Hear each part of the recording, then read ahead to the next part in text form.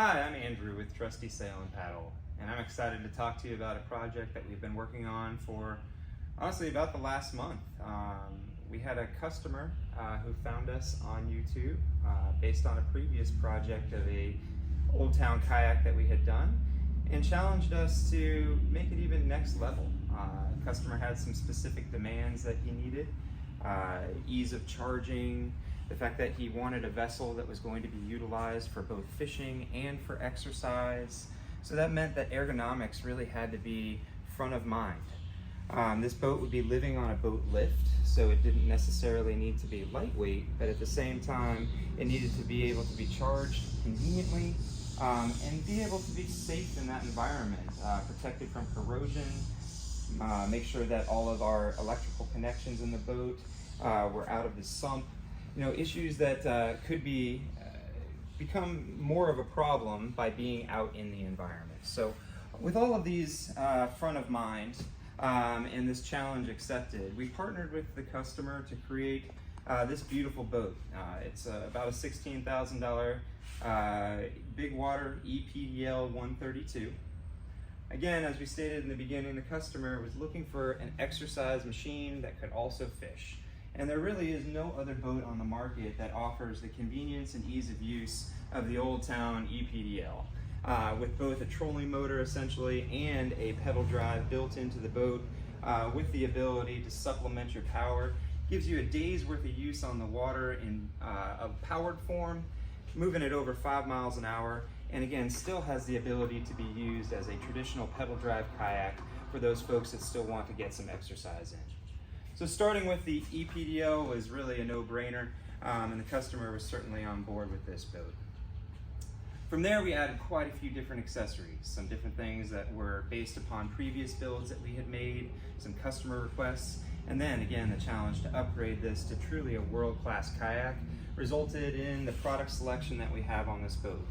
We'll link all of the parts and all of the brands in our description line, so you're certainly welcome to go check out their website, try to complete a build like this on your own, or we strongly encourage you to give us a call and have us execute on something like this. This boat actually has, over 30 different electrical connections in it, multiple different Kayak accessories, back plating, all sorts of hidden fasteners. So it is a complex build, certainly something that you can accomplish on your own, and we're happy to talk you through it, but again, we encourage you to give us the opportunity to create a boat that's reliable, durable, and will certainly last you a long time. All right, so getting into the boat itself, as we mentioned, the Bigwater ePDL has a few unique features. It was originally designed as a paddling kayak, and with a paddling kayak, that means that you have a more efficient hull shape. This boat moves through the water quicker than a lot of other boats on the market, and that's how it's able to get away with a relatively low power and low wattage drivetrain and still move at over 5 miles an hour through the water. We really like the boat for that feature, and again, given that this is going to be an exercise machine as well, it was important to have something that wasn't going to cause a ton of drag through the water. The ePDL is still able to be stood and cast in. It's a very convenient fishing platform as well, but it is one of the only boats on the market that was designed first and foremost as a paddling platform. From there, we've added this particular boat has a lot of other benefits to it. We have built-in rod holders that are aft facing. You have a nice front stowage hatch. You have a lot of ability to modify the boat with a lot of flat surfaces on it. Easily adjustable seating system that's extremely comfortable. We also really love the rudder system on the Old Town boats. It's extremely durable and reliable, a very simple mechanism that actually performs exactly as advertised, giving you great maneuverability on the water, in spite of actually having a powered drivetrain moving you through. A few other benefits of it, on the ePDL specifically, really large tank well in the back. It can accommodate various size black packs or coolers. And of course, it has a great raising and lowering system for that rudder as well, built into the side of it. We like this feature because it enables you to lock down this rudder, so if you do have wave current, things moving through the water underneath you, it's going to allow you to be able to have great performance in spite of some of that drag. A couple other benefits to this particular boat: relatively lightweight design, easy to carry front and stern with built-in handles. We've modified a couple other accessories on the boat with Navarre kayak fishing products that we'll get into as we move through the boat itself. But those have enabled it to have even more usability for the customer. So a couple other challenges with the Bigwater. This particular boat runs on a 36-volt system to power the drivetrain. That unique aspect of it allows it to actually have a smaller footprint battery that's only 20 amp hours at 36 volts. Takes up a smaller footprint, still runs for an all day's worth of use at 5 miles an hour, as we mentioned, which is a really a great benefit to it.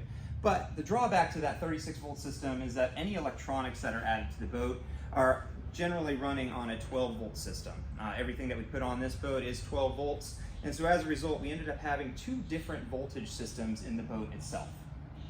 As we mentioned in the beginning, the customer's first request was ease of charging, and so that required us to be able to put all of the batteries in one location, so that way the customer could charge it in one spot on the boat lift without having to do too much work. If we used multiple batteries and located them throughout the boat, that would require multiple chargers. In this case, we've been able to reduce it to simply two chargers, a 12 volt and a 36 volt charger.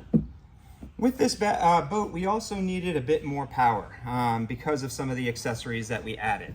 It's challenging to be able to add multiple batteries without increasing weight throughout the boat. So our goal was to centrally locate the battery weight while still giving the customer 60 amp hours of use of power. And so this boat has two 30 amp hour batteries run in series, as well as again that 20 amp hour 36 volt battery, all located underneath the seat.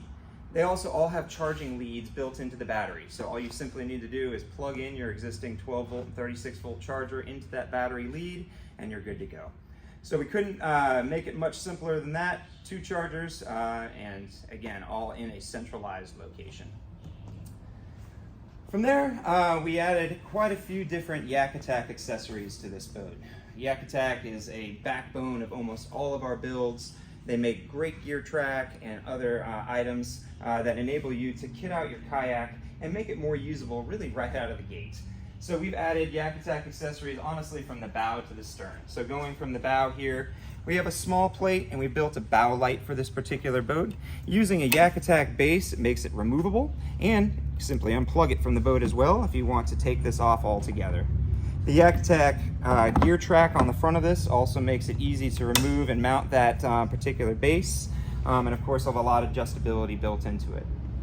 Running down the side of the boat, we put in an HD anchor trolley from Kayak as well. Sometimes you're in deeper than 8 feet of water, and as a result, you're going to need an anchoring solution that's different from your micro anchor spike. We backplated all of this. It's the HD system, and as a result, can handle quite a bit of load and current and still effectively anchor the boat safely without tearing out any type of screws in the hull itself. One of the reasons that the customer selected us was a build that we did originally that had outboard trolling rods. This particular boat, as we mentioned, is powered, which enables you to create a trolling rig. So we've added Kayak track to the outside that's also backplated with an aluminum plate on the interior, again for strength, enabling you to have two outboard trolling rods while you're running through the water, and again, not have to worry about that tearing out if a fish does strike. Excuse me, when a fish does strike. We also added the Sidewinder anchor reel here that will run through that anchor trolley right here and make it very easy to actually anchor the boat in place. Moving back through the boat, we also of course added our Kayak black pack. We've lit this one on the interior and added a plug to the boat as well that makes it simple to be able to plug in the plug in the backpack and be able to see your tackle during the nighttime hours. A few other pieces of gear track added throughout the boat and a lot of other items, again, to create ease of installation, such as that Garmin base and fish finder mount as well. Back up front, as I mentioned, we added quite a few Navarre kayak accessories. They enabled us to be able to widen the actual mounting plates on the interior of the Bigwater 132.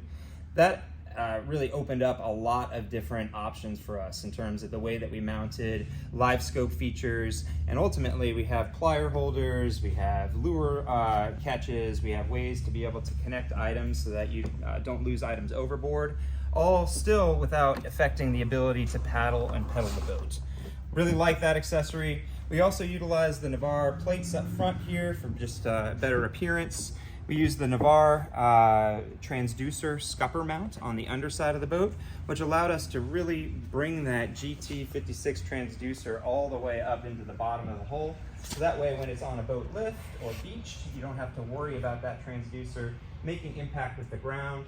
Navarre is one of the only folks that makes something that's that flush mount. The factory mount's great, but it does hang that transducer down a bit low, and again, makes it more susceptible to impact. So from there, we also added a couple Navarre handles to the side here. You'll notice some unique little notches in here. This actually allows you to add another mount to the side of the boat here. So if the customer decides to add an additional cup holder or a rod holder and he wants it seat side, you can actually attach it right to the handle itself. Also a lot more durable and strong than the original unit, so really like that accessory as well on this particular boat. All right, so now we'll get into some of the power features. Customer requested quite a few different options on this boat. We were looking for a micro anchor to be able to anchor the boat. We needed a nav lighting system to be able to make it operable at night. We wanted an anchor light that was able to be illuminated without having to touch it. That's sometimes a challenge with your flag mounted lights, is that when the twilight does come down, you have to get to the back of your boat and turn on that light.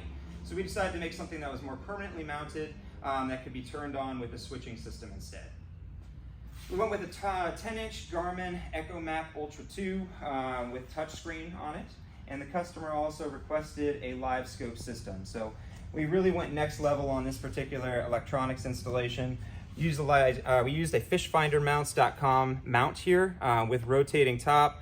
Absolutely amazing quality of construction and deployment. Locks in position, and with a rotating arm up top, you're actually able to move your live scope transducer on the underside, pointing in the direction that you're looking to fish, and see what's happening on the exterior. All of that required a lot of electronics mounting, and another goal was to keep a very clean installation on this boat. So we decided to mount our live scope transducer system in the bow of the boat, as well as our Yak Power switching system, which we utilized to be able to power the whole boat. We added a kill switch to the bulkhead up front here that we created to mount all of these electronics. So when you're ready to actually turn on the boat, you come over here, turn on the switch, and that actually powers up the system itself. From there, you're able to actually control all of your accessories from the cabin of the boat itself. So we have one switch that we've mounted that controls our Garmin, our live scope, and our micro power anchor on the back of the boat here. We have another button here that controls the phone charging system that we've added to the boat, as well as a couple other plugs that we have from a receptacle standpoint. There's another one on the left-hand side here, as well as we mentioned one in the tank well of the boat as well. Finally, button number 3 here turns on the spotlight on the bow of the boat. This is an item that you only want sometimes, so we had to make sure that this was really only a dedicated circuit just for that light itself. Oftentimes you're not going to need a spotlight, but when you need it, now you have 1700 watts of power to be able to illuminate whatever area you are around. We also have, as we mentioned, quite a bit of lighting. So when you hit our nav light button, first you're going to turn on the exterior illumination as well as that anchor light all at once. So right now you're ready to fish at night with both, again, exterior illumination and a nav light on. If you don't want those outside lights on, let's say you're just anchored and held in position, push it again, anchor light stays on and the rest of the nav lights turn off, making it very easy to be able to control the amount of illumination you have on the water. At night, it's often difficult to see what you're tying on, but at the same time, protect your night vision. So we really wanted to make sure that the customer had some different choices for interior illumination. This here turns on a set of red lights up front. Red's great for night vision, allows you to be able to tie on your lures without impacting your ability to see. M turns on blue lighting, a little bit brighter. We added 2 sets of lights, so 4 lights in the blue capacity on the interior of the boat. A bit better illumination, twilight time.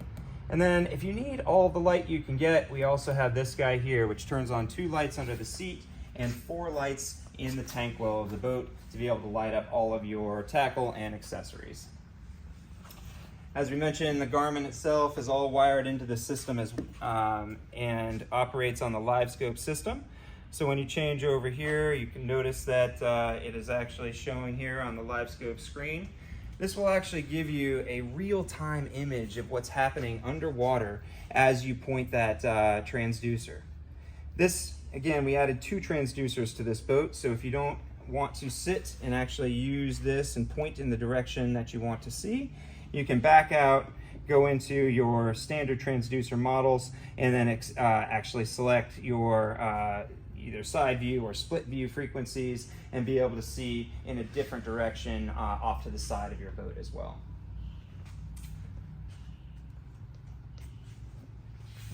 All right. So a few other custom items that were added to this boat just to make sure that we were able to make it work correctly. We'd like to thank Chris Smith for the construction of an aluminum battery box that holds 3 of those batteries in there. Pretty difficult to see, but a beautiful job welding that up for us. Holds 3 batteries in series like that, which again makes it very easy to be able to charge them, and also held very securely within the interior of the boat. All in all, pretty proud of the build. If you have any questions, feel free to give us a call, and we'll be more than happy to talk you through doing your own, or of course, making it happen here at Trusty Sail and Paddle. All that's left is for you to see some night shots.